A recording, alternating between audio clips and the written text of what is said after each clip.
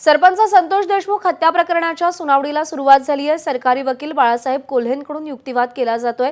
आरोपी क्रमांक 2 विष्णू साठे याच्या जामीन अर्जावरती युक्तिवाद होतोय। न्यायाधीशांनी आरोपी घुलेचं नाव पुकारल्यानंतर त्याला चक्कर आली आणि तो खाली पडला। अर्धा तास लॅपटॉप आणि पेनड्राईव्ह मधील व्हिडिओ संदर्भात युक्तिवाद झालाय। आवादा कंपनीचे अधिकारी यांनी मोबाईलमधून डेटा लॅपटॉपमध्ये कॉपी केला आणि मोबाईलमधला सगळा डेटा डिलीट केला असं म्हणणं तपास अधिकाऱ्यांनी न्यायालयासमोर मांडलेलं आहे।